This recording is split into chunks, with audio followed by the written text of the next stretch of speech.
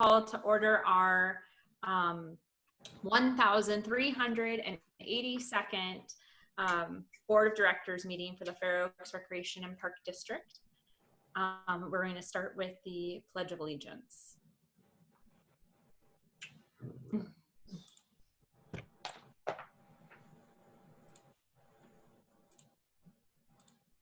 Who's leading? I pledge allegiance to the flag of the United States of America and to the republic for which it stands, one nation, under God, indivisible, with liberty and justice for all.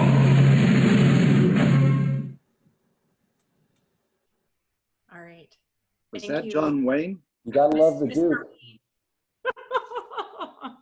I think we should have a rendition of God Bless America by Kate Smith. We'll close with that. Jennifer, can you please do the roll call? Yes, Director Tamani, Here. Director Carhart, Here, Director Mounts, Here. Director O'Farrell, Give him 1 second. He looks like he got kicked out and he's coming back in. okay. Here. And let the record reflect that Director Irwin is absent. Okay. Here. Our next item is presentations, proclamations, and recognition. I don't see any on the agenda tonight. So is there anything, Jennifer or Mike? No, nothing. Okay, so we'll move next to the audience or public comment on non-agenda items. Oh, I see someone in the chat box raising, or an attendee raising their hand. Yeah, got Mike Cottrell. Okay. So Mike, just so you know, the way we do our public comments is anyone can address the board. But however, each speaker is limited to a maximum of 3 minutes, and any matter that requires board action will be referred to a staff or a committee for a report or action. So, Ian, is there a way for you to allow him to speak through the, okay. Yeah, as long as he's got a mic, he should be able to speak right now. Hi, can you guys hear me? Yes. Yes. Hi, good evening. Thank you, board. How are you? How are you all tonight? Very Good. good. Good. Hey, just calling. You guys can't see a video of us right now, but I've got my kids in our office area, and we're just calling to thank you, the board and the staff, for everything that you guys have done this past week with the Key Adventure. It's been absolutely amazing. It's been so fun seeing everybody out in the parks, exploring and active and engaging, and the staff have been great. It's just been fantastic. We live in Phoenix Field, so we frequent Big and Little Phoenix Park a whole bunch, and just want to thank you all. I know it's a full team effort. It takes, you know, the rec staff, you know, with all their creative minds and everything, and the park staff helping early in the morning to hide the keys, and the admin staff, you know, helping with financing and the fundraising and all that good stuff. So we've been fortunate to where we have 3 children and each key have found a key, and we can't wait till Saturday. So just here to say thank you very much. Appreciate everything that team has done. Well, thank you for the feedback, Mike. That's great. Yeah, this is a new event, and obviously you can see the staff has been working really hard at it. So we really appreciate your kind words and your appreciation for the staff. Thank you. Thank you. Calling in for Yeah. sure. Yeah, appreciate you taking the time to let us know and call in. Appreciate it. And good luck on Saturday. Okay, if there are any other members of the public or the audience that would like to speak, please either note something in the chat box or raise your hand. I don't see any others. So we're going to move on to approval of the agenda. Do I have a motion? To approve the agenda? A Second. second? Any comments or questions? All right, all in favor? Aye. Aye. Any opposed? All right, hearing that there are none, we'll move to the next item, which is the consent calendar. Is there a motion for the consent calendar? So moved. Second. A second? I second. And are there any questions regarding the consent calendar this month? Look pretty good. All right, all in favor of the motion to approve the calendar? Aye. Aye. Opposed? All right, and we'll move to our next item then, moving right along. Okay, so we will move to our actual agenda items, starting with 8.1, which is discussion and possible action for the fiscal year 2020-2021 preliminary budget. So Yeah. Jennifer, do you want to talk about this one? I do. Good evening. My name is Jennifer Larkin. I'm the Administrative Services Manager here for the district, and I'm going to present our budget to you tonight. I'm going to share my screen, I hope. Oh, Ian, can you let me share my screen? So this is our preliminary budget, which means it is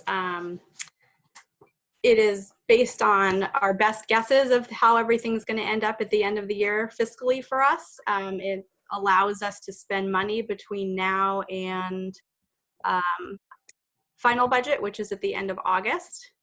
And so I have a little PowerPoint here, if I could get it to open. There we go. Okay, so this is our proposed budget for fiscal year 2021. So this year was a challenging budget year, as I'm sure everyone can imagine. We typically start our budget process in March, early March, which we did this year. And we were already being fairly conservative with our budget based on the fact that we knew we were going to be closing down our facilities in the village. So we wouldn't have a lot of facility rental revenue, and we didn't know exactly what our rec revenue was going to look like. So we were already kind of, being very conservative. And then after we realized that the pandemic was going to really affect our bottom line, our assumptions changed a little bit in how we were going to budget. And so we'll go through all of those things. So first, let's talk about our revenues. So our property tax revenue is our largest funding source. This year, initially based on our assessment valuation from the county, we were looking at about a 4.5% increase over last year. There's some new information that came out last month, I believe, and I included that in your report. Pull it up here. Basically, what they told us was that we're looking at potentially about a 0.25% decrease, to take the original amount, deduct about 0.25%. We were being a little more conservative, so we estimated our revenue from taxes coming in at about 3.5%. When we initially talked to our Budget and Finance Committee, that was at 3%. I did increase it a little bit after the information from the assessor's office. We also have, whoops, oh dear. How do I go back? Sorry. Mike made my presentation more fancy than I can handle, I think. We have 3 assessment districts. We have our Fair Oaks Landscape and Lighting District, which is our large overlay district. That does have an accelerator on it of 3%. So that will increase 3% for next year. Our Gum Ranch Landscape and Lighting District is also has an accelerator of 3%. There's also been a slight increase in the roll. So that number has increased a little bit. You'll see that later on. Phoenix Field Landscape and Lighting District, no change. That one remains flat each and every year. Our recreation revenues, we did estimate significantly lower than we have in past years. Obviously, that can change. I know the rec staff is being very, very creative in coming up with programming that will fit the criteria that we're allowed to operate under. For example, our camps that they're doing right now are, they're really working hard to continue to get the revenue coming in and still work within the restrictions that we have. They're probably going to continue to do that. We may see more revenue than we think, but we wanted to estimate fairly conservatively on that. Our facility rental revenues, we know, are going to be impacted heavily by both COVID-19 and by the fact that we're shutting down the village for a significant portion of the year. So those are fairly low, you'll see when we get to that part of the presentation. And then one of our other larger revenue sources is our cell tower revenue. We've got 2 cell towers and a potential third coming in. But those have remained flat this year. We did lose a co-locator, so there's no real increase. We just do still have that revenue stream. So overall, comparing our estimated revenues this year to what we budgeted for last year, we're looking at about a 15% decrease in revenue. We won't know until our final budget, which is in August, what the actual difference will be between this year and next year. But looking at our budgeted amounts, which we were almost on target to hit, I think it's about a 15% drop. That 15 is what, about $250,000? 15%, so 10% would be, yeah, that's about right.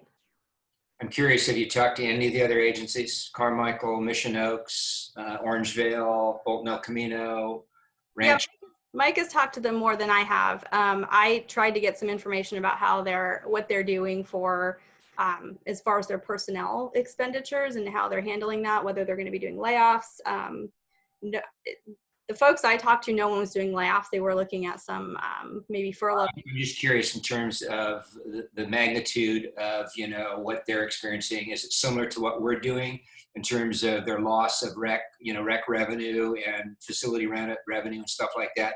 Across the board, property taxes are going to probably be plus or minus a couple points difference depending on where you live. Yeah.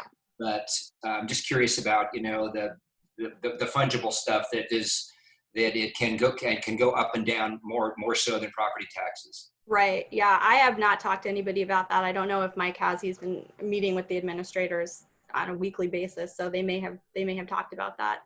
Yeah, we have Director O'Farrell. Everybody's really in the same boat right now. The big difference is some of the entities are dipping heavily into their reserves as they look at the new fiscal year. That's obviously a dangerous maneuver if this continues or if something else were to pop up. And it's obviously not sustainable. So that's the biggest difference, but everybody's looking at about the same percentage of loss revenue and anticipating that lost revenue through the first quarter of the next year. And most of them are being conservative in that arena, saying they're, the quarter, for this next quarter, losing the same amount of revenue. But we're all hoping that we continue to get revenue as we are now. And I know Katie's going to talk about that when she gives at the end of the meeting, but that we're starting to get some revenue, and I think everybody is. But to what level, wait to be seen. Thanks, Mike. Mm-hmm. Can you explain, Jennifer, go back a little bit and explain why the property tax revenues were down that full % from That's how we committee meeting? We budgeted it lower because, let me find the staff report here so I get the wording correctly. The county is allowing people to file for reassessments based on the COVID-19 crisis. They won't have that information for a while. So the 0.25% that they recommended that we lower our estimations could turn into more. And so that's why we lowered it. But I see. Is that a deferring of taxes or a lowering of It's the reassessment of a property. So that means then they owe less taxes on it. Well, So it's not a deferral. In the past. But my question is, that's a bill that's been proposed in the legislature. It hasn't passed yet, has it? Right, exactly. So we don't know what's going to happen. But typically, it's for natural disasters, hurricanes, fires, floods, and things like that. This is a new twist on it. Yes. Yes, it is. A COVID twist. A COVID twist. And additionally, we're looking at probably flat values for the next fiscal year. So we're trying to be extra careful and not overextend ourselves this year. So we've been really conservative on that Yeah. It'd be better than worse, probably. Yes, it would be better to underestimate our taxes and get more than the other way around. Absolutely. So our estimated revenues, here's a nice little pie chart for you to kind of show you how, how it's divided up. The majority of what we take in is from our taxes, from our property taxes. Our assessment districts are just about a third of our revenue. And then all the other stuff here, this is our rec revenue at $344,000. Use of money and property, that is our interest that we get from money that we bank with the county, as well as our cell tower revenue and our facility rental revenue. Miscellaneous revenue here is just minor things that come in, rebates and incentives from our insurance company and that kind of stuff. And then intergovernmental revenue, that's our teeter money that we get usually in August after the books are closed in the county.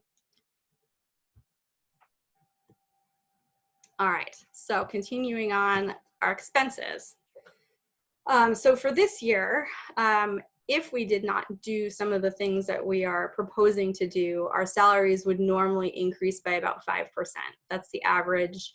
That's normally the step increase that people get. So we typically budget about 5% increase there. For this year, based on our revenue projections, we are looking to reduce our salary costs by 11%. That is full-time and part-time. And that does also absorb the $1 an hour increase that's going to be coming in January of 2021.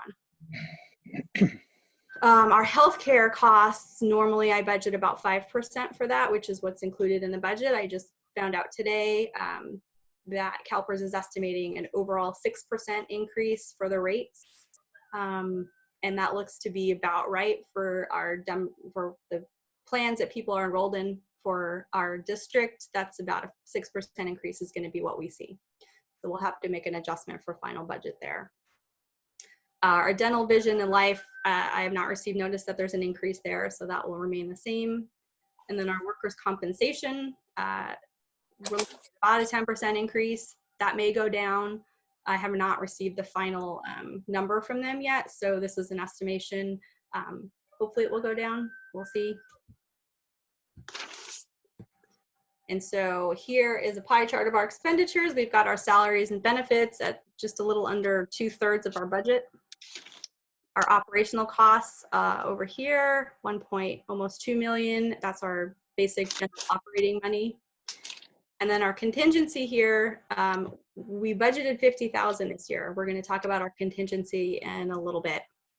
And you'll see that there's no capital expenditures listed here. And we will talk about that as well in just a few slides. This is a year-over-year comparison of expenses. So we went back to 2017, 2018, because that was the first year that we had implemented an increase in our salaries. So we felt like that was a good starting point to look at comparisons. So our personnel costs are the blue line here, and you'll see that they were trending slightly up each year, which is typical. This year they're coming down a bit. Normally it's about 100,000 increase per year. This year we're reducing it by about 100,000 over what we budgeted, or over what we're anticipating actually spending this year. Our operational costs are fairly flat. They don't go up and down too much. The slight increase this year, but again, we took out about 100,000. Yeah, a little less than 100,000 this year in costs, and the bulk of that I would say has come from savings in recreation's budget, because they're not doing some programming, and so there's some cost savings there. Our capital improvements, we're kind of all over the place. In 17-18, you'll see we did a lot of capital improvements. We spent a lot of money, about 850,000. And then the following year in 2018-2019, that dropped significantly down to about 283,000. And a lot of that was actually money that we spent from prior years, projects that hadn't been finished yet. So wasn't a whole lot in the 18-19. Definitely not a lot this year, 159,000 estimated. And the bulk of that is actually a reimbursement to Elliott Homes for Gum Ranch Park impact fees. So very little capital, because we've been doing Measure J work, and that has been our focus. For 2021, you all did approve a capital plan, which we'll look at in a few slides, and we can talk about that a little bit more. And then Quick question, Jennifer. Two questions, actually. The blue bar, does that, where do our instructors, our contract instructors for classes come? Is that under the red? And if so, yes, is that the bulk of the 100,000 drop? that's a significant portion of it. Yeah. Yeah. And that, and I would say also our expenditures for special events, because we're not doing our large special events. Those are pretty cost heavy. So those are not included here. So that was a big savings as well. But they'd normally be in the red bar. The blue bar is just our own in-house staff. Blue bar is just our staff. Right. Now, I'm just a little surprised that red bar didn't go down more, but that's just been like a third of the year. So yeah. Yes. Well, yeah, you're right. You're right. It's only been since. We're hoping that things get better, but yes. that could go down. Does that probably includes a figure for some bringing some instruction staff back on and things like that? At the end of this year, yeah. Yep. Good luck. Okay, and then the final category, I put the contingency in here so we can talk about the contingency. You'll see over the years what we have spent out of our contingency. So in 17-18, we spent a little over 30,000. 18-19, we spent 55,000. 19-20, this current year, we've spent 52,000. And we are proposing for next year to budget our contingency at $50,000. The reason for that is that normally we fund our contingency out of savings from the prior year, but we are not going to have savings from the prior year this year, most likely. So that 50,000 represents money from our actual operating budget that we put aside for the contingency. And if you all would prefer to fund it at 100,000, the additional 50,000 we'll have to find in the budget or fund from the reserves, which is of course, your decision to make, and we can do that in final budget if that's what you choose to do. And Jennifer, before we leave that thought, with respect to, it's important to recognize that we're not going to have a carryover. By way of contrast, what was it last year? We had 133,000 last year. Okay, thank you. Mm-hmm. So that's not really a problem for me, because if we don't have it in contingency, we can always vote to steal it from some other part of the budget, I suppose. Yeah, that's pretty much. If it's something that pops up, most years we don't seem to use much of it. So another question is, all the revenue, the expenditures, and the staffing for the bond projects is not included in any of these? No. So if you added staff time that goes into bond stuff and paid for by bond, it would be on top of the blue bar there. Yeah. Okay. And Director Carhart, that figure is really minor. We currently are not charging a lot of staff time to the bond. It's one of those tough ones to do, and you've got to be really careful that you don't violate the bond language. So the money we spend on consultants, that comes out of capital or comes out of the operating expenses? It would actually come out of the operating expenditures for the bond. The bond. So that's a separate, you'll see the bond budget come when we do final budget for the district. So it's two separate budgets. Okay. Yeah, but ask when we will see that for, by project and staff time and expenditures and what the original projection was and whatever any changes have been made. Yes, you'll see all of those things. Yeah. So maybe you'll get to this, Jennifer, but if we were to add all the bonds in the three different categories there, the graphs would go up. And the question is that, are all those bond projects included in the total budget, or is it a separate budget? No, it's a totally separate budget. Thank you. Well, it has to be by law, right? Yes. Yeah, we don't like to intermingle that money if we can help it. Yeah, I just wanted to make sure what numbers we were looking at. Yeah, so thank you. The general operating budget for the district. Okay, So this is our comparison of revenues over previous years. The first column there that you see with the 4 different lines, that's our property taxes over the years. I would say it increases about 100,000 a year is what we've looked at. It goes pretty steadily up, which is what we would expect and hope for and anticipate. Same with our assessment districts, just slightly up each year, just a little bit. We're looking at that again for next year. Facility rental revenue, whoops, dang it. Facility rental revenue, 17, 18, 18, 19, we were pretty strong there. We were doing very well.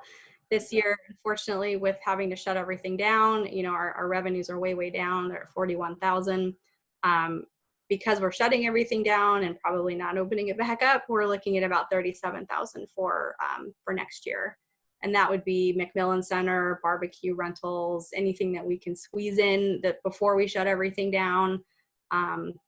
So that's pretty a pretty significant drop from prior years. But I will say that is something that we had anticipated already. So that was not something that we had to figure out a way to fill that gap. We already knew that was going to happen. Our recreation revenue, 17, 18, 18, 19, we were about 430,000. This year, even with all the COVID stuff, we're at about 299. That's very estimated at this point, but we were definitely on track to hit our budgeted goal, which was 505,000. It definitely would have happened. So kudos to the rec staff, and too bad for COVID-19. And then for 2021, Katie and her staff put together a budget anticipating 344,000 and change. We're hoping that will increase. That's a pretty conservative number. So we're hoping that will be higher. And then our cell tower leases, typically they've been between 80 and 85,000. In 18-19, there was a little bump because we had a one-time payment for signing a new lease with one of our companies. And then for 2021, there's not a significant increase, even though there is an accelerator on both of the cell tower payments because we lost a co-locator, and so the revenue is lower now. All right, so we talked about capital, and it's not in this budget, but you will see it in the final budget. You all had approved this at your April meeting. There are 3 projects that we're looking to do.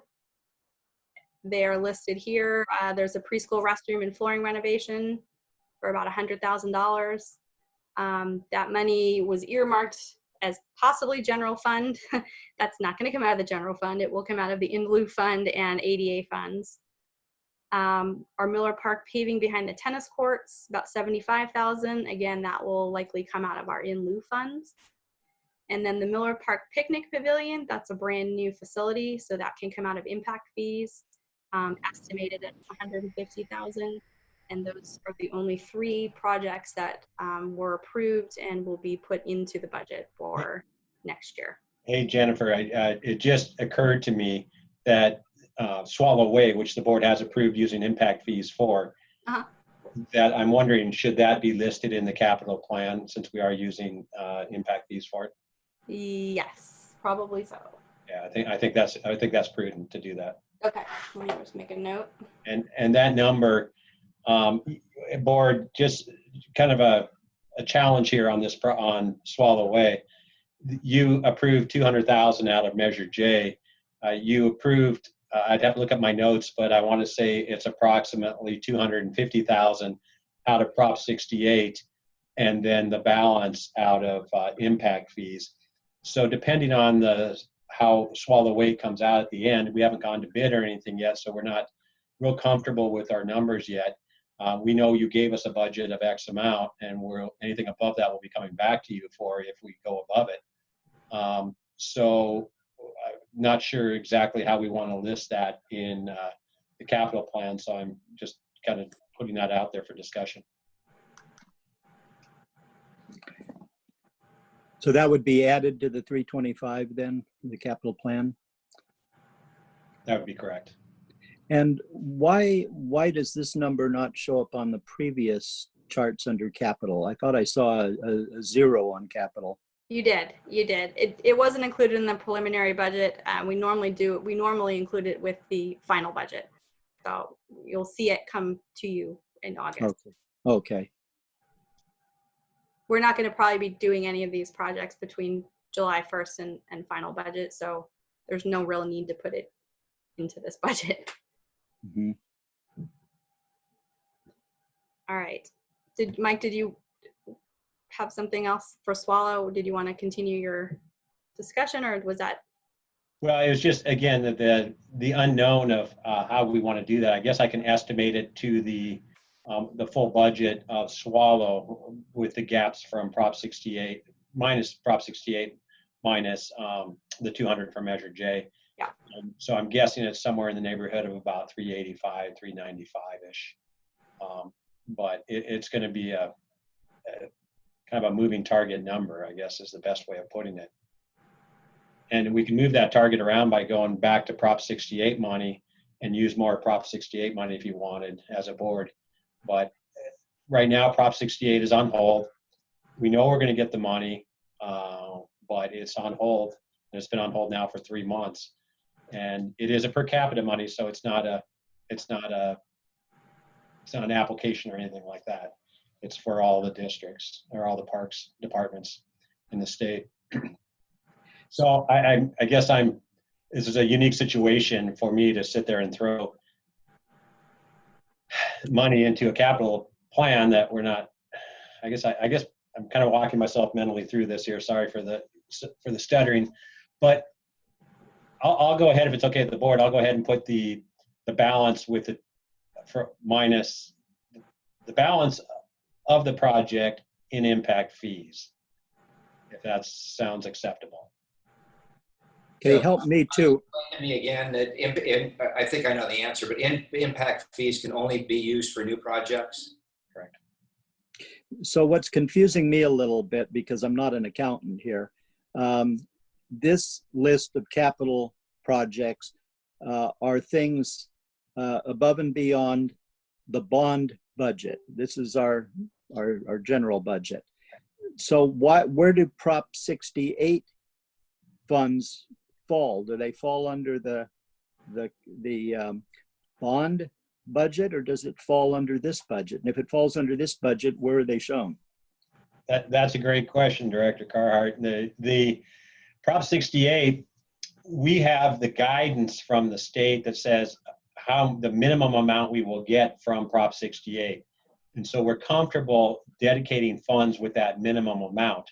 We could get more depending on how many applications there are, for an example, for the revenue enhancement portion of it.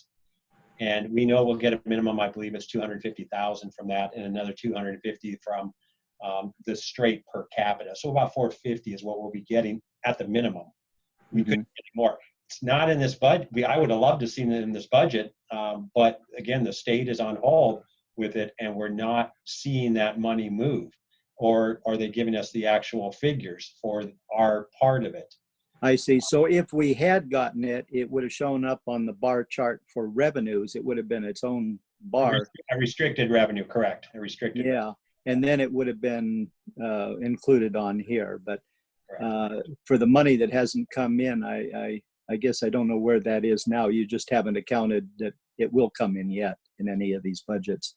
Yeah. I mean, the voters voted for that project. The voters of California did. I guess my question to you is there going to be other calls for Prop 68 money? Yes, there will be other opportunities, and those are not reflected in any of these projects right now because they will be competitive, just as the theater was competitive and we didn't receive the theater money. And so we'd have to qualify for those competitive pieces. But for basically the categorical money, that $250,000, we have not committed that in its entirety, right? Correct. And you're suggesting committing it all to this? No, we could use the RIE or the revenue enhancement or the straight per capita or a mix of both. And my recommendation would be a mix of both because we have some flexibility with that money. Well, I would, at least from my point of view, I'd like to understand what else is out there in case something else is going to come up before we fully fund the Swallowway, with whatever the balance of that money is. So that's just my own perspective. Okay.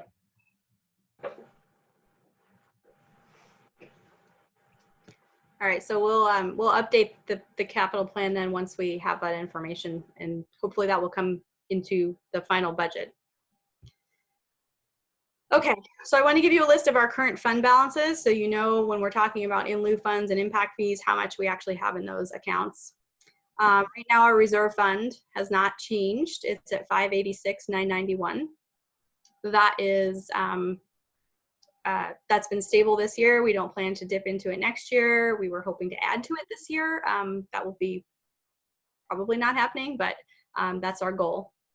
Our carry forward fund, that's our savings, our leftover from prior years, has $133,000 in there right now. We will likely be dipping into that at the end of this year, depending on how we end up. We'll give you guys a report on that when we have that information. The 3 assessment districts all have a small carry forward fund balance in them. Fair Oaks Lighting and Landscape has about $58,000. Phoenix Field has about 11, almost 12. And Gum Ranch has about 34,000. And I know that those are very restricted. Phoenix Field can only be spent in Phoenix Park area, designated areas, Gum Ranch as well. FOLL, the larger overlay district, that can be spent throughout the district, but only on very specific things. So I know Mike and Sean have discussed various projects that they are looking at to spend some of that money. That will come back to you as a board if that happens. But I just want you to know that that money is sitting in there and can be used. Our impact fees are at about 1.8 million now. And in lieu fees are at 277,000. Now, how do we get those figures? Because those are both based on new development and new permits, right? Yes. For the upcoming year. So is that just a trend that we've had and we assume it'll continue? That's just what we have currently. I don't know. Oh, it's in the bank, huh? That's what we have in the bank right now. Oh, good. Yeah. It's not bad. We have about $3 million sitting in the bank that we're. So the second phase of Gum Ranch will create more impact fees? No, they're no longer going to be giving us impact fees. We relinquished our impact fees in lieu of the park that they're putting in. That's right. Okay. There is still a lot of development going on, smaller projects, but it keeps rolling in. So we get a little bit every month. So this is what we currently have, and more will be coming in the upcoming year too. We hope so. Yes. Do you know how much we have in terms of those ADA fees? Because I know on that last slide you had said that the ADA projects, that money would be going towards those projects. I didn't actually add that here. I should have added it. It's about $50,000 that's sitting in there. Okay. And the other special fund we have is the unfunded liabilities for trust. Did that go in here too? That's not listed in here. It is. I should have put that in here. It's $40,000 that's sitting in there right now. I don't know how the fund is doing. I haven't looked at it. It may be less than 40,000 now. We'll have to just wait on that a little bit and check it when maybe stock market's doing a little better. Yeah, so that's it for what we have in the bank. And again, the majority of that money is restricted, highly restricted, but there are a lot of projects that can certainly be funded with these revenues. Okay, I don't want to bug you too much, but the ADA fund and the unfunded liabilities, both of those are not included in these numbers, or are they part of reserve fund? No, I did not. No, so okay. That was about $90,000 to this figure. Okay. But Jennifer, the only way those funds grow is if we make a general fund contribution, correct? To the OPEB, yes. We have to put aside money and put it into the fund. Yes. Next year. The ADA is a portion of each registration that we do goes into the ADA fund, so that builds over time.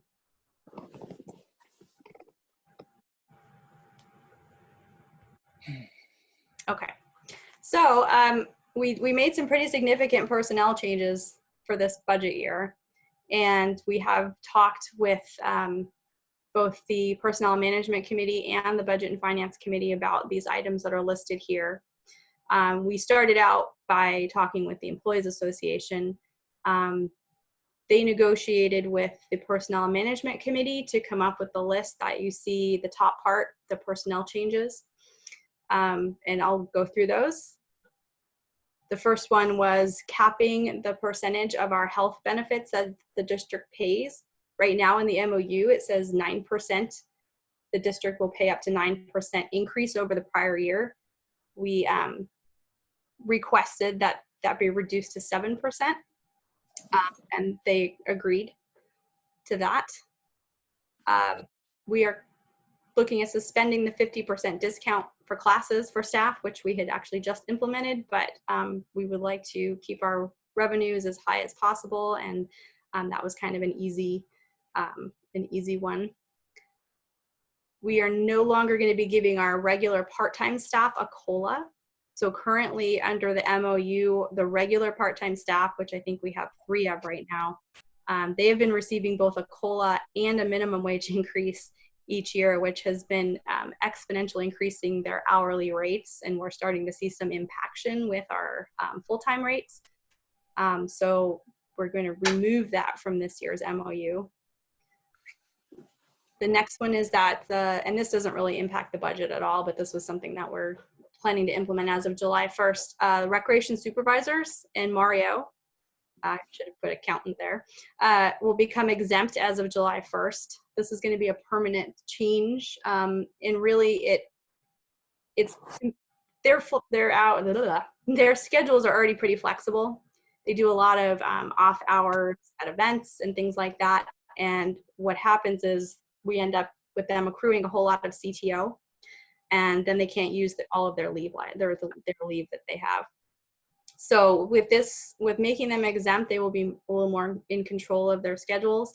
They'll be able to flex their time based on what makes sense, rather than having to do it within the week of the event, because that creates some issues. And they also fit all the criteria for exempt staff. So that will happen as of July 1st. We are looking at and what you'll see in the salary schedule that is attached to the report is an 8% temporary salary reduction for all of the full-time staff positions. We started at 10, we now are at 8, and that is what we're recommending. We would like to review this at mid-year or sooner. If we see that our revenues are going to be supporting bringing that back to regular full salary, we'd like to do that as quickly as possible to not impact staff. But we will not be retroing it. It won't be retroactive back to any specific date. It will just be going forward, because to retroactive it would really impact the budget significantly. The next item is that staff will be paying for 50% of their professional memberships.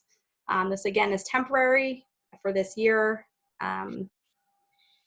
There aren't that many memberships that will be impacted. The NRPA membership that the district has is paid as a district, so those are not paid by staff.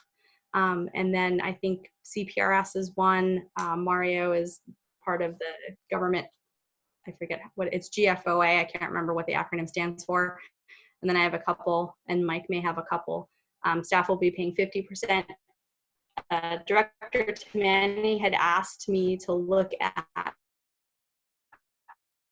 instead of doing a 50%, doing out the math, it didn't really make a significant difference. It was about the same, $100 versus 50% of their memberships. So we decided to just leave it as is. We have frozen step merit increases for 2021. Those will not be retroed. People will, if we bring them back online for the next fiscal year, they'll start at the next step. So they won't skip, they won't go forward 2 steps, in other words.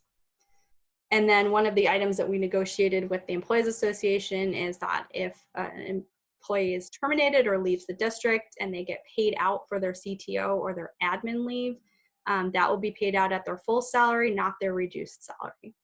However, vacation and sick will still be paid out at the reduced salary. So those are the items that we are asking for approval on tonight. There were some changes that we already implemented in personnel. We did lay off 5 of our part-time rec staff. We did lay off 1 full-time recreation supervisor and eliminated the position. We were able to hire him back as a part-time senior rec leader and are hoping that if things open back up, we'll be able to bring him back online full-time. And then we froze the front desk position that Marianne vacated. We will most likely not fill that position. We're reorganizing the front desk and doing things a little bit differently, and we may not really need a full-time person there. So that will probably not come back. So are there any? So Jennifer, this appears to match what John and I at the Personnel Committee approved. I don't see any changes. I guess there aren't any. No, this is what you all worked out with the Employees Association. There were some clarifications that were made after, but none of the actual content has changed.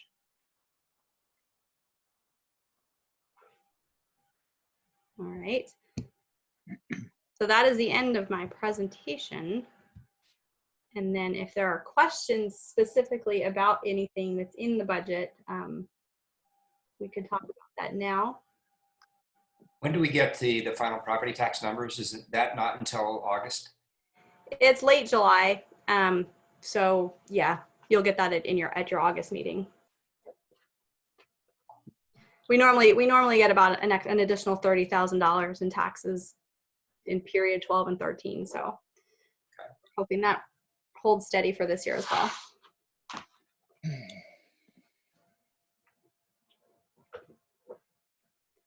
So, Chair, would you like, unless there are any other questions, I'd be happy to make the motion to approve the preliminary budget as recommended by staff.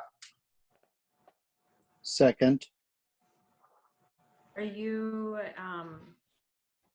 making the recommendation to adopt the resolutions for all of the budgets? Absolutely. That was my recommendation. Oh, okay. Thank you. And that's what I'm seconding too. Okay, great. Our Nice clarification. There's 3 approvals in there. I think it's 1, 2, 3. There's the 3 resolutions and then approval of the salary schedule.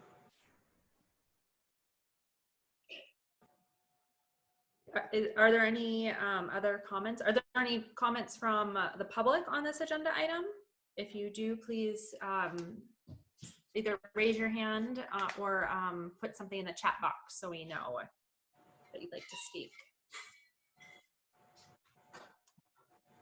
Okay, I don't see any. So, all right, all in favor of John's motion to adopt? Aye. Aye. Aye. Any opposed?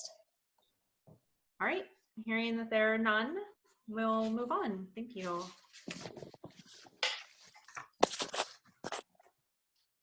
Okay, so our next agenda item, 8.2, is discussion and possible action on the intent to levy assessments for the fiscal year 2020-2021.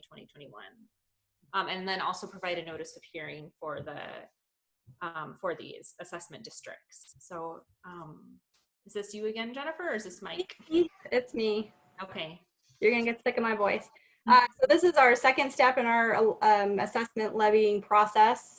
This is where you have the engineer reports that were provided, and you're going to be approving those, as well as adopting the resolutions, declaring the district's intent to continue the process of levying those assessments for next year. And the final thing is you're approving notice for hearing of the public hearing, which will happen in July.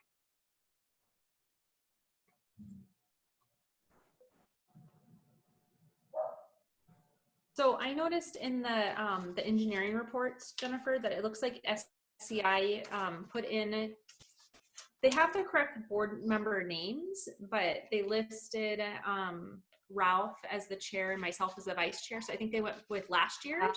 Yeah. And so, and the same thing on the signature page for the resolution. Oh, shoot. So I don't know if they can just, if that's an easy thing for them to swap out. I can Can you do that? Yes. Okay. Okay.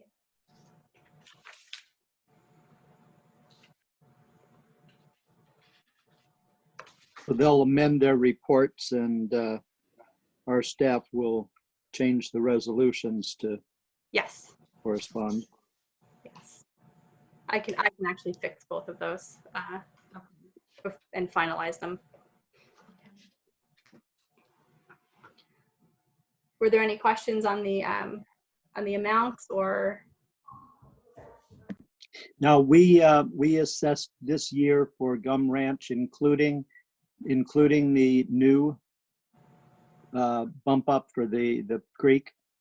Yes, so you'll see that there's Zone A under the financial analysis, and then there's a Zone B in addition to that. So the total amount is significantly higher than it has been in past years.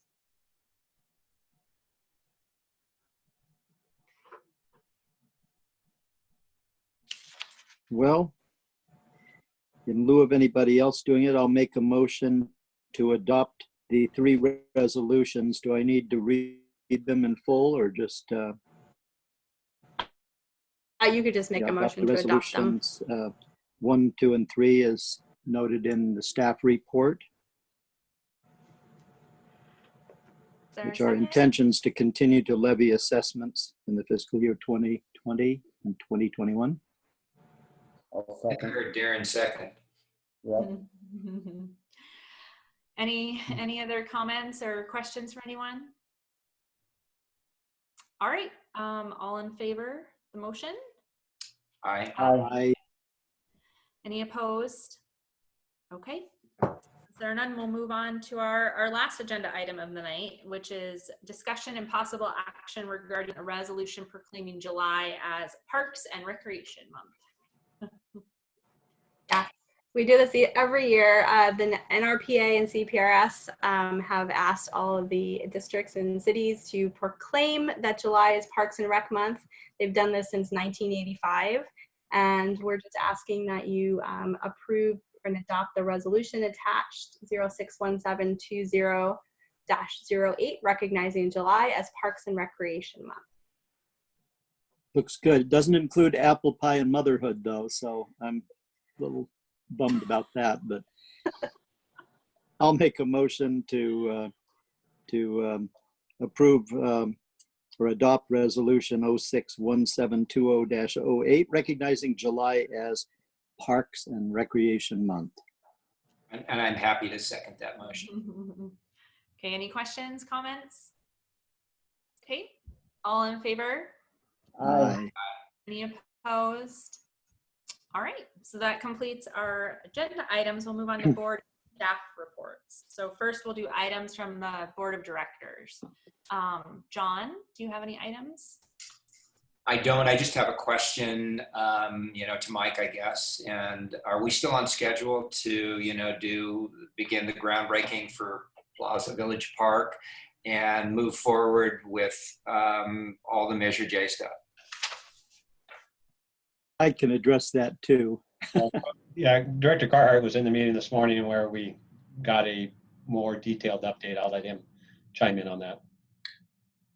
Yeah, Raymond James and I had our ad hoc committee meeting with the project management consultants and the architect and landscape architect. One of the things we talked about was the demolition of the salon, and we also know that we have to demolish the theater, and the discussion kind of went along the line of why don't we do that all at once, have all the demolition at once, all the construction coordinated, because the amphitheater project won't be ready until, what is it, April for demolition, or somewhere in later than we were planning for I think it was the September demolition of the, or no, what was the demolition of the salon? Was it September? Yeah, we were initially scheduled for September. Yeah, so we decided that demolition should be all at once in the spring of 21, but that we should go ahead with the celebration of the 75th anniversary, perhaps in a different way than turning the shovel and, you know, busting out the windows. So that was one of the things that came up in our meeting. So we will have fulfilled our commitment to allow the owners of the salon to stay there for a year when September rolls around. By the end of July would have been a year. So yes, we have met the obligation. Okay. So we did not discuss any extension of that, but we discussed a bunch of other things in our committee meeting. I guess, let's see, where do I start? I did promise Raymond James. Raymond James was still fuming about the agenda being showing our meeting scheduled for 9 o'clock when it was actually 8:30, and he was quite irate about that, and still fuming this afternoon over it. The idea being that these people are entrusted with the schedule for all of our projects and didn't get the agenda time right. So that said, I fulfilled my promise to him that I'd raise that in front of the whole board. But that's not a concern to me. But anyway, yeah, he was quite concerned about that.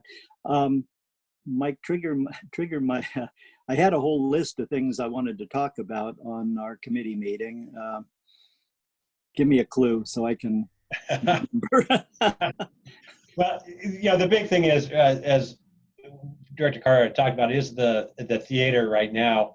It has a lot of moving pieces, including some things like the seats that we have talked about, and how does that play into it, and how do we stay within the budget, the $5.9 million that we have budgeted for that project. And there's ADA issues around the theater as we move around the seats, including the slope of that facility. And luckily the main bathrooms are ADA accessible, and we meet the number of stalls necessary for the numbers of people that could be in the theater. But that's really the biggest holdup. The other one holdup right now still is design review through the county. And there is none of the players in the meeting today had any experience with the county during this current situation, and knowing how long we're going to be delayed throughout this situation that we're in. It's moving, but it's not moving at the pace it normally would move. So that's kind of the unknown, and it is slowing everything down substantially, because we can't move until we get through that. And then we also decided to package up the theater into the Plaza Village Park. So WMB is on the hook, that's our architect. They're on the hook to get those plans, 75% plans, into us so we can start reviewing them and then get them into the county.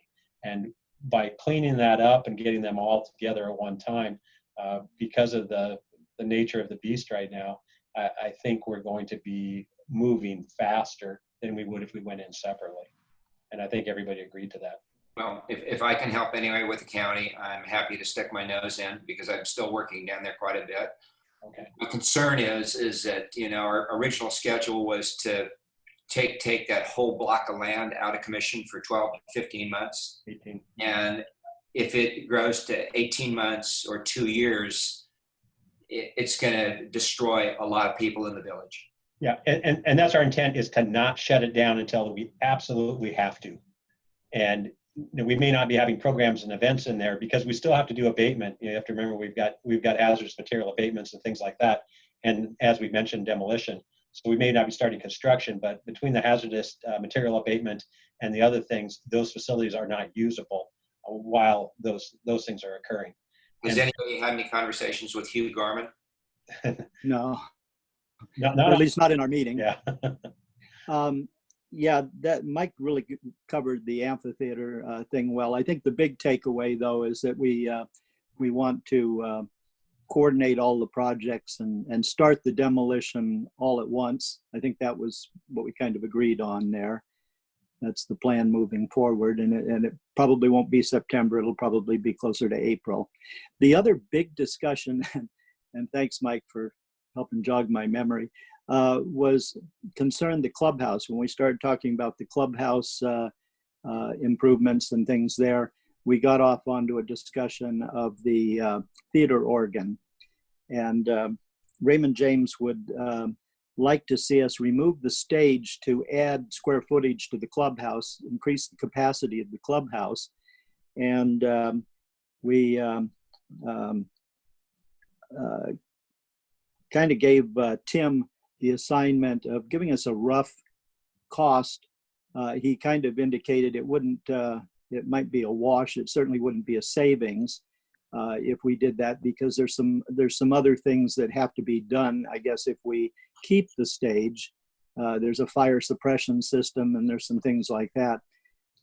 We determined if the theater organ was removed, it belongs to the Theater Organ Society, and we'd probably expect them to suffer the cost of moving it. However, there's a political side to that too, which is the reason why I'm not in favor of removing the organ, and that is they're a community partner of ours.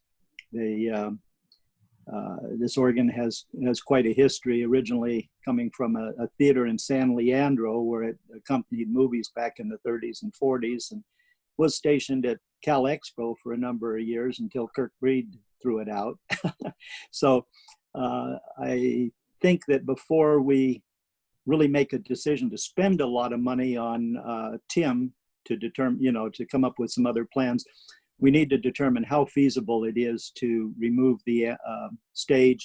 Does that wall in front of the stage, is that a bearing wall, or is it just a partition wall? And if so, what would be the nature of the extending the building? We'd have to match flooring, we'd have to match or change the wall treatments and the ceiling treatments. So before we send the architect off on an expensive design task,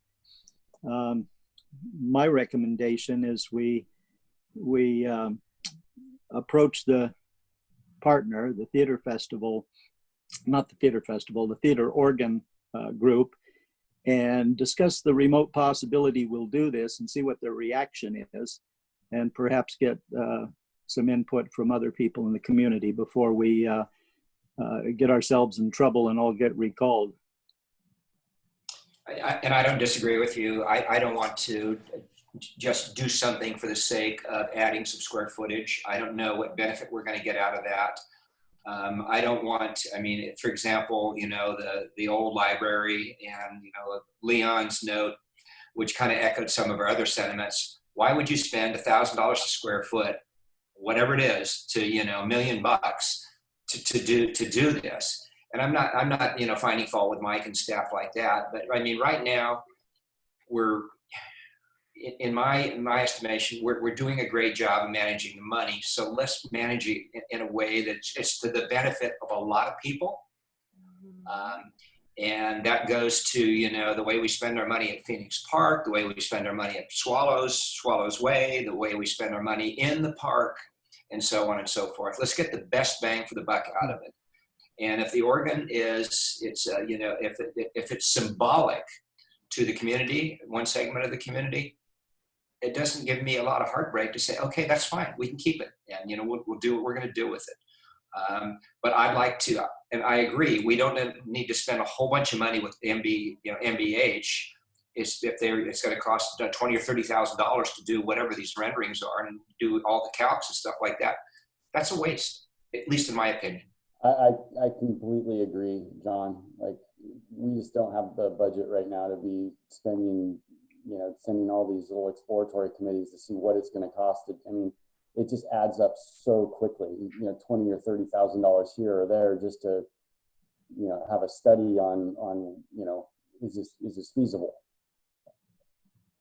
Well, if we do our due diligence, I think we ought to inform the partner. We ought to probably run it by the bond committee. I saw the bond as adding amenities to the community rather than taking anything away and making enemies with any partner. One thing that came up is if we do keep it, we need to market it better. We need to get more, blended into our theme of the village being the center for performing and visual arts, and make sure that we make use of that, not just store it for the society. No, I agree. I see the organ really as a unique asset to the village and just to the Fair Oaks community in general. So I think if we're going to have this conversation, we definitely need to have input from others, from, you know, community groups, or just the, you know, Fair Oaks residents at large, to know, how do they feel? Do they want to keep the organ? I mean, I agree. I see Measure J as kind of adding and enhancing to the facilities and to the parks. So I don't see a lot of benefit of removing the organ either. But again, we can continue to have this conversation, obviously. Yeah, I think we owe it to Raymond James to give it thorough consideration, because more square footage, more capacity might be a good thing. I do have one recommendation. If you haven't ever heard the range of that organ or looked into the cupboards and seen what's there, I think before we take it out, we ought to have them give us a concert, because I think it would change a lot of minds. Well, I've enjoyed the performances.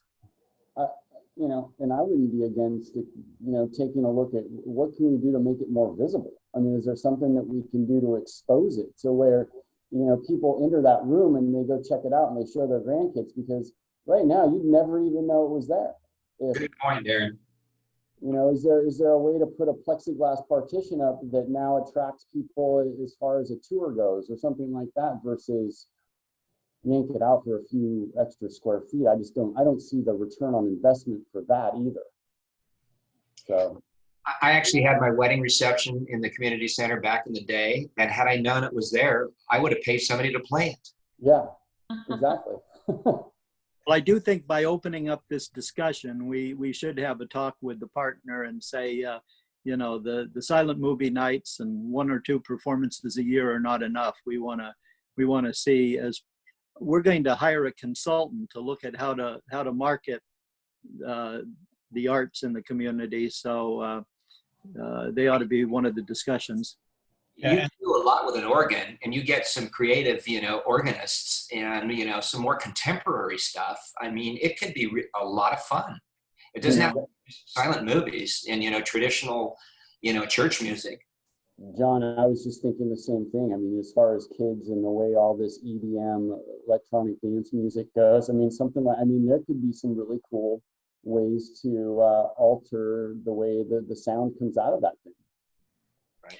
Yeah, I think, you know, another thing is they seem to be pretty protective, the society, of who plays it and how often they play it or how many people. I think they only have about 3 or 4 people that can really play it well.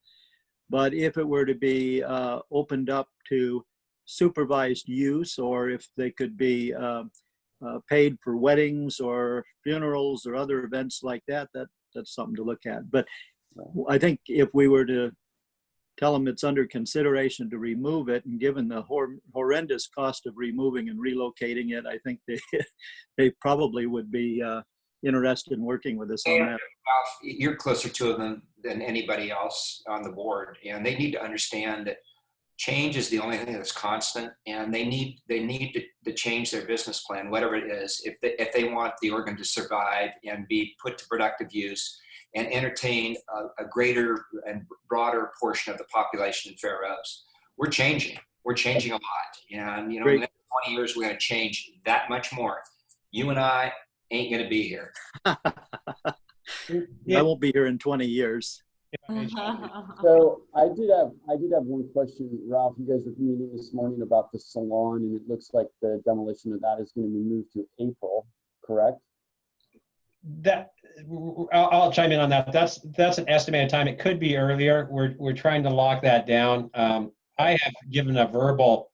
Obviously, the folks there, the salon folks, they need to know, you know, what's going on. So I had given them a verbal for the end of July or the end of September, and so I want to be really cautious that we're not saying February yet until we know those actual times, because I don't want to put them into I guess a place where they're planning on staying open until February, and then we're throwing them out in December or January.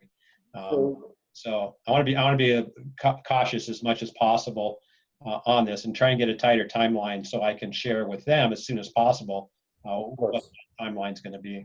And nor do I want the business vacant while nothing's happening, because that's not fair to the business at all. Well, my idea was, you had mentioned that we fulfilled our, as of July 31st or whatever, the end of July, we fulfilled our obligation for the year. I mean, is there a way that we as the Parks District can, you know, go month to month rent after that point so we can get a little revenue coming in off that building? Or are we just going to extend the free deal until? The real difficulty will be that if they're going to try to relocate, they're going to have some certainty as to when they rent a new facility. That's the uncertainty for them.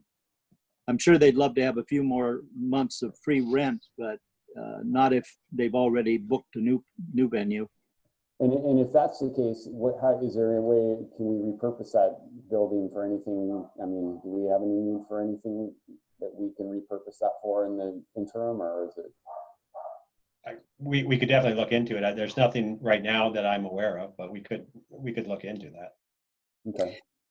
So I think that was all that we really discussed of substance. There was a little, I think Tim's going to take over the handicap ramps as part of his work, I believe, that was under CALA before. And I don't think there was any more major things of substance. Can you remember, Mike? No, that's about it. Actually, the handicap ramp was already, the ADA ramp was already under WMB. What we did, though, is we separated WMB out from underneath CALA. They were a subcontractor of CALA, and so we've separated them, and now they're two separate contracts. Okay. Nice to see, you know, in July, when you come back with the overall budget for Measure J, what the new timeline is for the various projects, and, you know, what the constraints might be. All right. So that's it for me. Yeah. Anything else? Darren, do you have anything else? Yeah, I mean, I just had a couple little things. I was looking at the Fulton El Camino report, and it looks like there is just a ton of activity going over at Bannister. A very long list of sightings and things, DUIs, narcotics, things like that going on. So I was just wondering if there was a story behind that. It seems to be the only park where we really have any kind of activity. And maybe that's just always been the case, but for the last few, it just hasn't been nearly as aggressive as what I'm seeing here. And yeah, I will speak to that if you don't mind. Sean Ventura, Park and Facilities Manager. Bannister Park has always been a bit of a hotbed for activity for us, just because people don't actually go there and park and use the park. They go there and park and they go down to the river. So DUIs are likely people rafting down the river or going and hanging out all day and then hopping back out and getting into their car.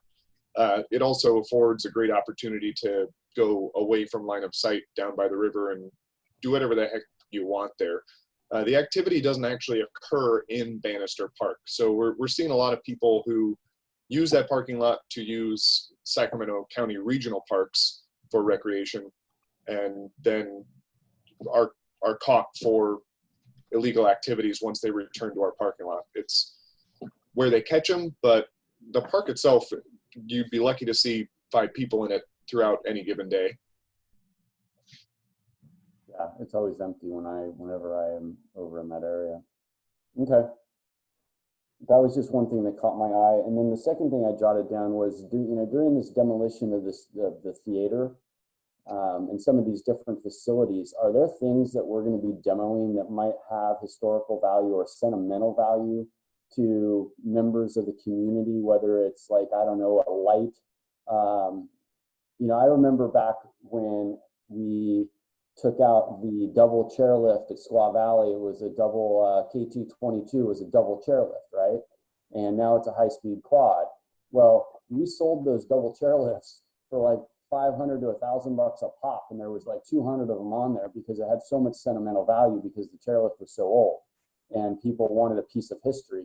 So my thought was, times are lean. We're trying to do whatever we can to get revenue or auction items. Is there anything in there, Ralph? You probably know, but we should probably just be aware of that while we're demoing a lot of this stuff that's been around for so long. I mean, some of this, there might be some real intrinsic value here to members of the community. Yeah, I can't think of any. We do have in front of the Rotary Arbor, there's a time capsule that was buried in 1995. There also, I think there used to be a few plaques, but they've all been stolen, and there's no statues of John Sutter to worry about. So, But there is a Hugh Gorman mural that he feels has a lot of intrinsic value to the community of Fair Oaks. So somebody needs to approach him at some point and let him know what the schedule is and ask him what he wants to do about it. yeah, he's been very vocal in the past when we talked about doing things to his mural. We've offered to deliver it over to his property, but I don't think it's movable. At very least, I think we ought to photograph and document what's there, and then offer him a prominent place for a commissioned work of art, something along the quality of the Carmichael wall. That's all good. I'm just saying we can't ignore him. You ignore him and then you have a problem. Yeah, I agree. I have had conversations with you in regards to this already, and I told him that we will be in contact with him once we know the areas that will be impacted. Will his mural be impacted? Will the ground mosaic, will that be impacted? So looking into those, we're just about ready to have those conversations with him. But it might be another month or so before we have those conversations. But yes, definitely we have to have those conversations around the art, because the art is a community asset and it does have a value to the community that we need to be really cognitive of and supportive of. That's all I'm suggesting, Mike, and I know you'll do that. So I'm not worried. I just want to make sure that everybody else understands that as well. And I expect that to be a board, a decision in regards to art, because it is a community asset that we obviously construction and nor staff want to have to be the decision makers for those types of things. Sure. For credibility's sake, I think we have to respect art from the past that's there, even in a less than mint condition. Seeing that Hugh and I go back many, many years, both as cooperative and antagonistic, I really strongly think we ought to offer him, when we do approach him, be prepared as a board to offer him a venue for something to replace his art and to pay him for it, pay him for the new art. Again, I just want to have the conversation, and Ralph, I don't disagree with you. It's being a question of what the art is, how much it's going to be, and stuff like that. So right. It is his property to a large degree, and he has to decide how he wants to handle it. So Did you have anything else, Darren? No, I think that pretty much covered what I had. Okay. So for myself, I'll stay brief too, but I just wanted to, I wanted to kind of say or do a special shout out, if you will, to rec staff, because I know that the last couple months have been very challenging because you can't operate in the way that you typically do. And I really appreciate the creative and innovative ideas that have kind of come out in terms of programming for kids and families. And I know my children have very much enjoyed virtual summer camp. Both the kids are doing karate this week and they love it. Lola is doing a STEM class in which she's learning all about the science behind sports, and she really loves it. And this is not stuff she would typically do. So, and I looked on the other park websites. I looked at Carmichael, Mission Oaks, Orangevale, just trying to see like who is offering what. And by far, Fair Oaks has the best selection of classes. And so I really appreciate it. And I think they, I don't know, so far my family really enjoys it. So thank you for doing that. And thank you for getting, I know it's been kind of a hustle to get, summer camp reset up, and the same thing with the new childcare option that you've given too for the summer. So I know there's been a lot of pivoting, so I appreciate that. And then I'd like to give the rest of my time. I don't know if I saw on the chat box here that Garrett McDermott had just missed our public comment sections. I wanted to see if he was maybe still on the line and if you wanted to talk for 2 minutes. Don't. If you're there, but if you don't mind keeping it short since we are at the end, I'd appreciate that. Yeah, I just wanted to, if you guys can hear me. Yes. Yes. So I was just going to give an update on the bike park, and I'm not sure if you're all aware, but it looks like we're going to be starting hopefully on, well, there's a possibility of starting on Monday with installing the pump tracks. So that was one of the reasons I, wanted to keep the price low just so we can get going and keep it under a threshold that Mike told me about of going out to bid. So yeah, we were able to get American Ramp Company to subcontract out to Alex Fowler, who I'd been working with for the last year to install that for us. And so yeah, we're pretty excited about that going through. We'll see if everything works out. We had to, because of the low figure that I had asked for, we had to go, and I think we're going to be taking dirt from that giant dirt area in order to save some money. So Mike is being very creative with ways to make that work in the budget. So I appreciate the work that Mike and the staff are doing to dig up that dirt and move it over. So thank you, Mike and Sean. I know that Sean's having some issues with the tractor, so hopefully that works out and we can still make it happen. I also, the Family Free Ride Group just got our official partnership agreement signed with Fair Oaks Park and Rec. So we're looking forward to start coming up with programming for the community on doing bike rides. And then we'll hopefully be doing a fundraiser to help out with supporting the maintenance that we said we'd do at the bike park, and maybe even install some features like a shade structure and an entranceway arch. And even if you're familiar with, there's an artist that does metal art. He just did the chicken sculpture at the brew pub. And so I've talked to him and looking to have him do a sculpture for us at the entranceway out of old bike parts. So I'm looking forward to seeing how it goes in the installation process, and maybe report back to you next month with some good news. Thanks, So Garrett. That sounds great. Thank you so much for the update. Excellent. That's wonderful. Okay, so let's move to items from staff. Sean, do you have anything? Yes. Sorry, I thought I was still muted, but apparently I'm not. Sorry if I was making noise. Thought I was hidden. Again, Sean Ventura, Park and Facilities Manager. Thank you for your time. I just wanted to talk a little bit about opening up our facilities and our restrooms and our parks a little bit, and what our plans are for that. As you are likely aware, we can't open up our facilities at this point, but we have opened up most of the park. We have an active standard operating practice for disinfecting each of our restrooms once a day, and having signage up in those restrooms just so people are aware that this is happening on a regular basis. As far as the facilities are concerned, the most exciting part are the ADA upgrades we're providing for the district office. We're going out for a couple of bids right now on the installation of an ADA push button so the front doors can be automated for access and that. But we have installed a video intercom doorbell thing. So if we were to continue with keeping the facility closed but still have staff present, we can still have contact with the public and meet their needs at the same time. So that is in effect over there. And it's pretty exciting. We're kind of taking one step into the present, not the future at this point, but we're making some progress there.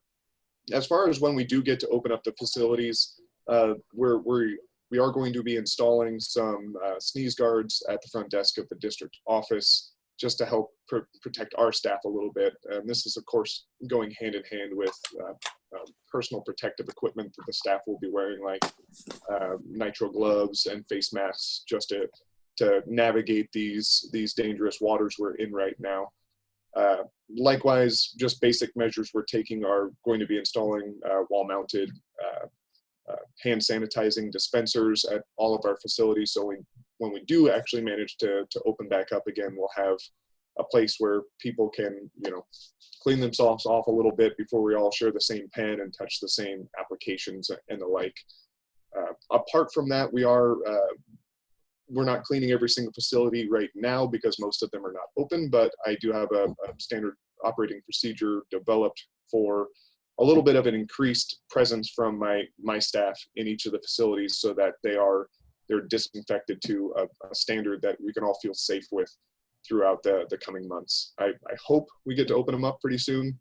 In the village, it might not happen since we might get the okay to open it up and then close it back down for Measure J projects, but we'll be ready either way. So just wanted to give you an update on that progress. Thanks, Sean. Thanks, Sean. Katie? Can you hear me? Yep. All right. Well, good evening, board. My name is, just for the people listening, I'm Katie Koss, Recreation Superintendent for the district, and I will keep it very short. I just want to give some kudos out there as well and let you guys know that we are completely sold out for our CFO childcare for both of the 4-week bulk sections. We, instead of doing a week-to-week ability to sign up, we chose to do the 8 weeks in 4-week sections, and you had to sign up for all 4 weeks at once. It was a recommendation from the COVID situation to keep all the same kids in the same groups, and it's turned out really well. So we're really excited about that. It's not as many kids as we would normally have, but we're limited because of COVID, and we're making it work. And it's great. We're getting kudos from parents almost daily. We had a parent drop off a bunch of snacks for the staff and just said, thank you. I can't believe how much fun my kids are having. And frankly, I'm happy to have them out of the house. So it's been great. We are adding a couple of new childcare, which they technically can now be called camp, but we're just going to stick with the trend. So we are doing For the Love of Art childcare, which is going to happen in the Arts and Crafts building, and they will use Village and Plaza Park for their basically getting the wiggles out during the day, but it'll be art focused. We are doing a Tiny Turtles childcare, which will be at the preschool, and so those are for the little kiddos, and that's new. We've never done a preschool summer camp childcare program, so I'm excited about that. We're doing sports camps with a soccer club, and so those will be starting in the next few weeks for the athletic kiddos to get out on the fields and enjoy the fresh air. I'm sure they've been cooped up for a while. As you know, because Mike Cottrell also called in, for reference, Mike is also a recreation manager at El Dorado Hills CSD, so he also has an appreciation for recreation. But we had a great time with the Key Hunt, and Saturday is going to be great in terms of handing out all of the information to see who wins what. People are so excited. I really have to give Sabrina all of the credit for that program. She has come up with some really great outside of the box program ideas that really take very little staff time, and the community is just loving it. The next thing is going to be Chicken Napped, where Rocky the Rooster is kidnapped, and there's a ransom, and the community can participate to collect artifacts to find out, basically to get him back from the kidnapper. So it's $15 for a family, you know, super inexpensive, and it'll be great. So we're excited about that. And then a quick other comment. Daniel Catalica has completely redesigned our website and was the lead on a lot of that virtual recreation. We're getting park districts that are actually calling us pretty regularly to find out who our web designer is, and when I tell them it's a part-time staff member, they're shocked. He's just done an amazing job. Oddly enough, his sister, who you know, Mary Catalica, she finished up her internship and came back to us, and she is our camp director for CFO childcare. Alicia is fully moved into focusing on preschool. Mary has done outstanding. Just watch somebody flourish in that role is amazing. So I just want to give her that credit and let you guys know what we're working on right now is how we're going to run preschool in the fall, because we won't be able to have parent participation, which is a big change for us. So we are reassessing the program, and we are also going to be having a meeting with San Juan Unified School District tomorrow to look at possible ways in which we can fill the gaps for the fall when they change the way they do school for children. So one of the ideas is having half the class in class one day, like a Tuesday, Thursday, and then the other kids Monday, Wednesday, Friday. So the days they're not in class, they're going to need childcare. And so we're looking at ways to make sure that McMullen Center is full all of the time. So just looking at some ideas to keep things moving. Any questions for me? All right, well, thank you for the opportunity. Thanks, Katie. Thanks, Katie. And then Mike. Or actually, I'm sorry, Jennifer. Yeah. You have anything, Jennifer? Oh, you're on mute. Oh, there you go. Can you hear me now? Yes. Just really quickly, Sean already covered a lot of what I was going to talk about, but that's, we've been meeting to talk about reopening the office and what that looks like. There's been a lot of ideas about changing office hours and how we're going to handle only having one person at the front desk. We are going to be implementing a new phone system, which is all internet-based, no more crazy phone lines that don't work half the time. And so those will be, it'll be like an auto attendant. When no one's able to answer the phone, it will go directly to people's cell phones. So people will be available still, even if they're not in the office, so they can continue to telecommute. We're trying not to have a full office staff if possible. So we're going to be alternating telecommuting still, keeping the numbers down. And then I believe talking about, we haven't reached any kind of decisions yet about different hours and what that looks like. So once we get that all worked out, we will come back to you with a full report.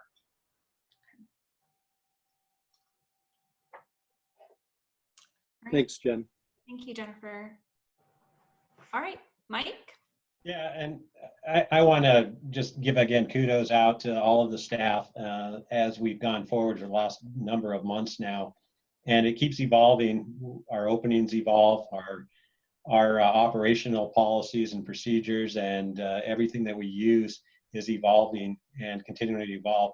And then how we make that evolution into an actual ongoing process, like the phones, as Jennifer mentioned. That isn't going to be an ongoing one. It's not going to go backwards. I believe some of the telecommuting, remote work is going to continue on no matter what as well. And so we're preparing for that. We're looking at how to make certain that all of our district records and our files and everything like that, you always hear about the server. Our server is going to be the cloud, and how then can everybody work and still have access to everything that they need to be able to do the work that we need to do. So those are going to be long-term things that come out of this, and we're working on all those right now. With that in mind, there will be some costs. And those costs are a little tough to have to pay out right now. I'd rather not pay those out, but we really don't have an option to not pay those costs, because this isn't going to go away quickly, nor is it going to end when it's all over. We're still going to have things happening like this that we have to deal with. We hope to be able to get a lot of these hard costs reimbursed, not through FEMA, but through hopefully a federal stimulus type of program. We don't know if that's coming in or not, but these would be the types of things that we'd be seeking reimbursement for, some of these hard costs. We know that FEMA will reimburse things like Sean talked about, the hand sanitizers and our extra supplies that we needed that are consumable like that associated with COVID-19. But the other pieces like new laptops are not necessarily going to be reimbursable through FEMA. So we need to try and find those funds if we can. We may not be able to. So I'm just kind of giving you a heads up about these things that are coming up. We're still working on them. I believe in the long term will be better, but there will be some pain as we go through this coming up. Swallow Way, good news, we're at 75% on documents. We are moving into, I believe it's the 90s right now. We'll be moving in the 90% on that. And there weren't a ton of changes on the 75, so which is great. And excited to see that project move forward. We're really pushing fast to try and get that thing to bid so we can see where the bid market is, construction market is for these types of projects. So moving as quick as we can. As I mentioned, the Village Plaza Theater design is being moved along.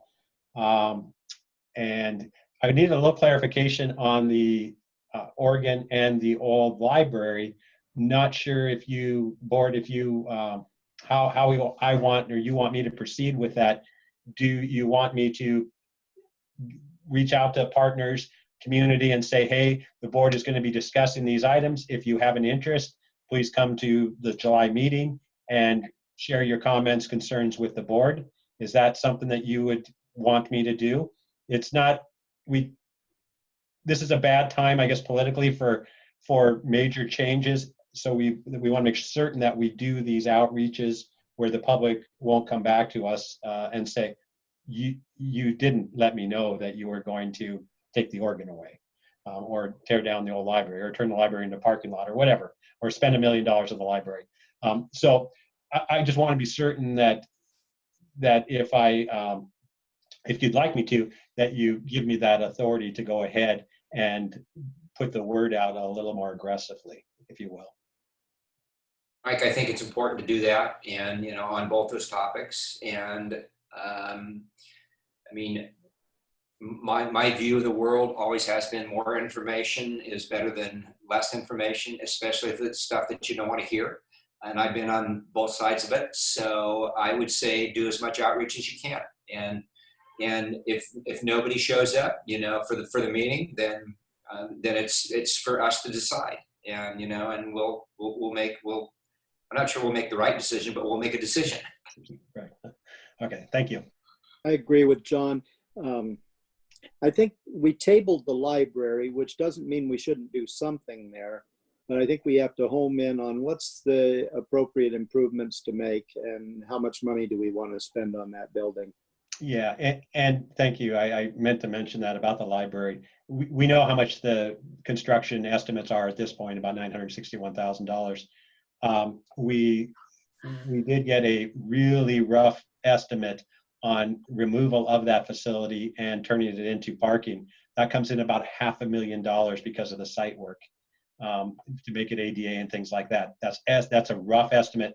I didn't spend any money to get that estimate. We could get a cleaner estimate if you opt to go down that pathway. And just today, I got another rough estimate for potential sale of that facility, about $475,000. Okay, so those are. I personally would, because it's got such a history in the community and been around so long, 100 years or so, I think I'd rather see it sold than to tear it down and put in a parking lot. Yeah, so anyway, you did ask me to get those kinds of figures. I did it without spending money. And then once we get full board directive, then that's when I'll go after it a little bit harder and get more defined. All good information.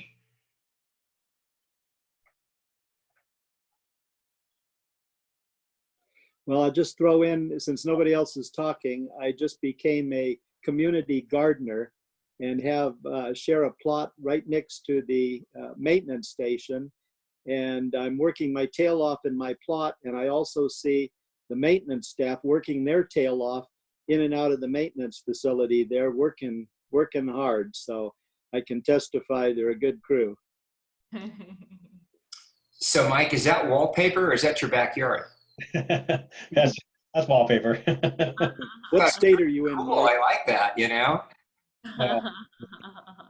What state are you in right now? I'm actually in the office. Oh, too bad. Yeah. All right, that is all I had. Let me make sure. Yeah, yep, that's all I have.